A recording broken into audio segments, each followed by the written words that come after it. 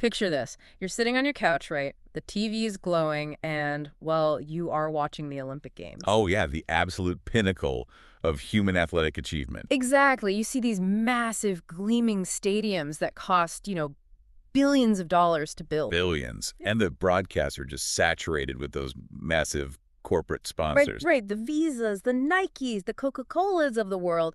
And right in the center of it all, you have the ultimate glory. An athlete with tears in their eyes. Yeah, a gold medal draped around their neck listening to their national anthem. It looks like this ultimate success story, right? Like a crowning achievement that surely comes with lifelong financial security. Well, yeah, because we are deeply conditioned to associate that level of global dominance with just instant, massive wealth. I mean, you look at the sheer scale of the spectacle Oh, absolutely. and the billions of dollars changing hands, and you naturally assume the people at the center of the arena are getting a sizable cut to the pie. But here's the pivot, and honestly, it is a brutal one. It really is. Despite the billions flowing through this massive global event, the vast majority of the Olympic athletes you are watching on your screen, the ones providing all that entertainment, are completely broke. Completely broke.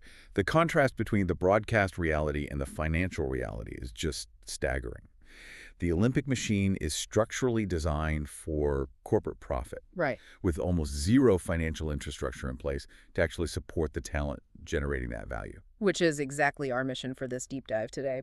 We are pulling from a thoroughly researched article by Obsidian A. Freeman. It was published by Facioli Publishing. Titled, Why Olympic Athletes Are Poor, The Dark Side of Chasing Gold. Yes. And we are going to unpack exactly how the Olympic system extracts immense profit from its athletes while leaving so many of them with mounting debt and basically no real career prospects once the torch goes out. To really understand how this economic engine works, we first have to dismantle the revenue myth. Okay, lay it out for us. Most people look at an Olympian and instantly picture someone like Michael Phelps or Usain Bolt. Right, with their faces plastered across cereal boxes. Yeah, and international ad campaigns. We project the financial reality of those absolute outliers onto everybody else. But the article points out that this is basically the illusion of glory at work. The Phelpses and Bolts are the one percenters of the one percenters. Entirely. If you are competing in a sport like, say, fencing or water polo or track cycling, Sports the general public essentially forgets about for 47 months out of the 4-year cycle. right, corporate sponsors simply aren't looking to invest millions into your career for that. The return on investment just isn't there for a major brand to back a niche athlete year-round. So that first perceived stream of revenue, the massive endorsement deal, it simply doesn't exist for the other 99% of Olympians. Wow.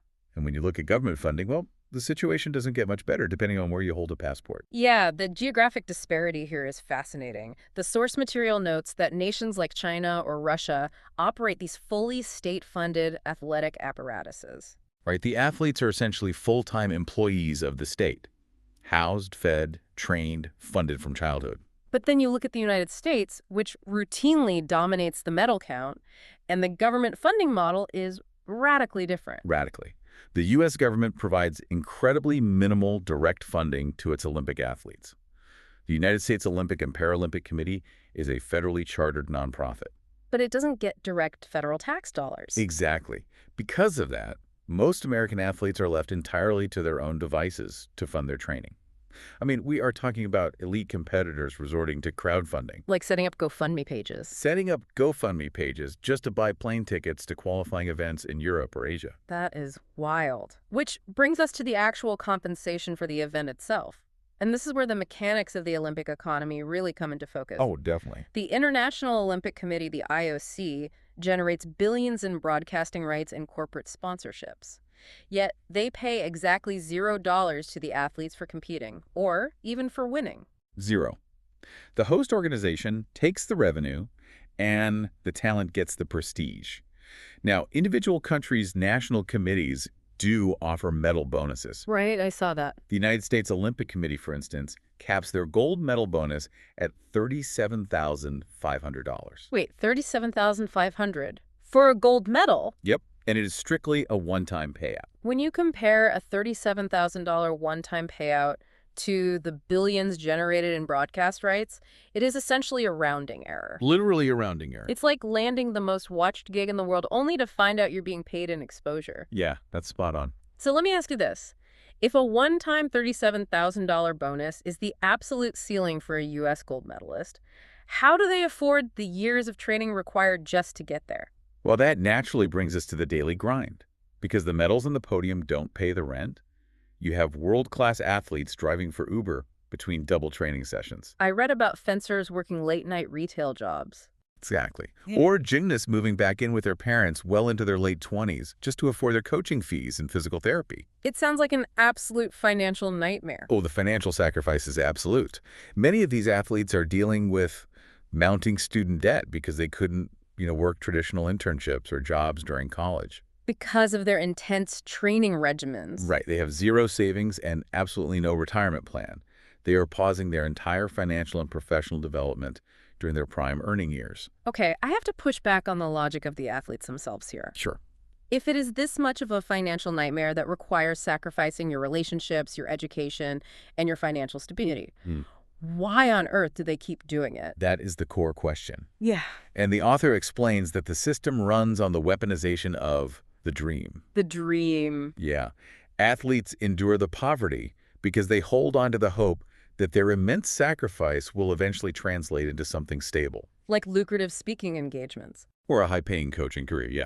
They convince themselves that winning a medal will magically unlock a major sponsorship that will make the previous decade of debt worth it. So they are banking on a fairy tale ending to justify a mathematically broken equation, basically. Yeah, exactly. But even if we accept that athletes willingly enter into this system knowing the odds, the situation shifts from unfortunate to, honestly, actively malicious when we look at how the Olympics actively block athletes from making their own money. Yes, this is where the source material gets into Rule 40, which is arguably the linchpin of the whole system. It really is.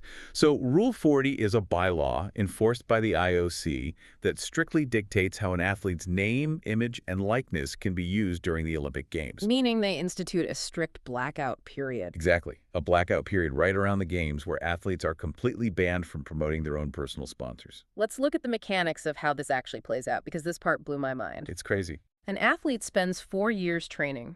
During those 4 years, a local gym or a regional physical therapy clinic sponsors them. Paying for their meals, their travel, their specialized equipment. Right.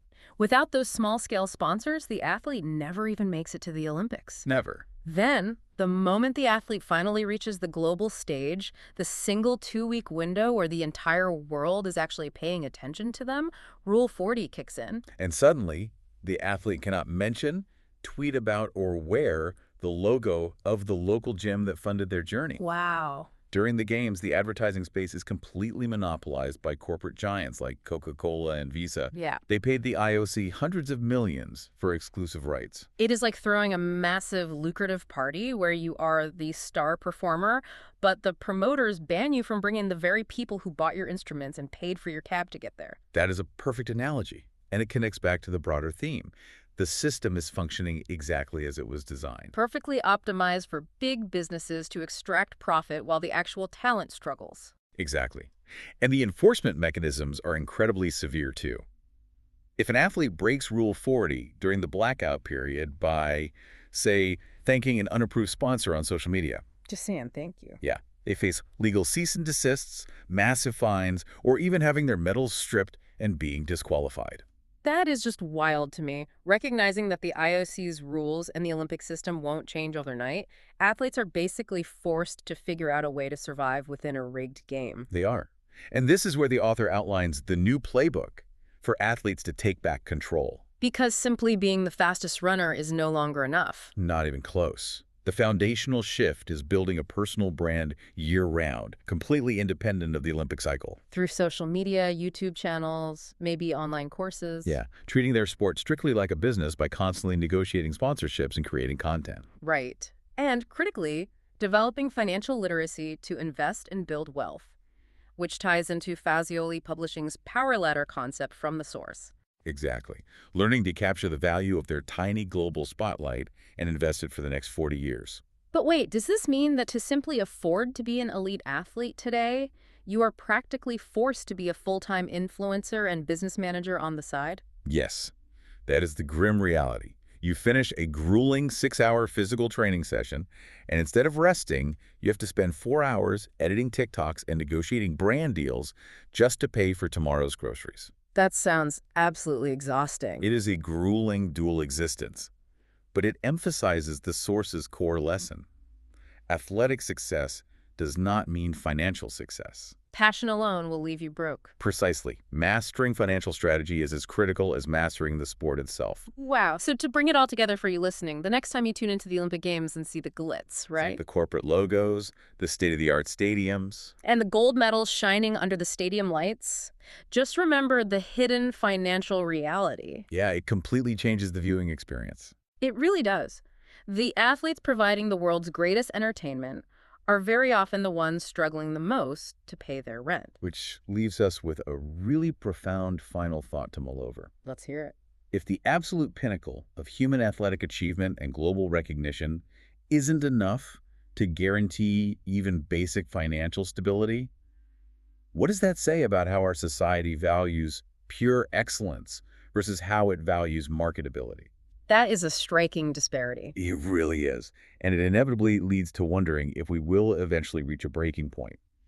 Will we see a day when the world's best athletes, fully aware of their actual market value, simply refuse to participate in a system that demands everything but pays nothing? That's a massive strike on the biggest stage in the world. Precisely. Definitely something to consider the next time you see the staggering difference between the gold on the screen and the economic machinery grinding away behind it.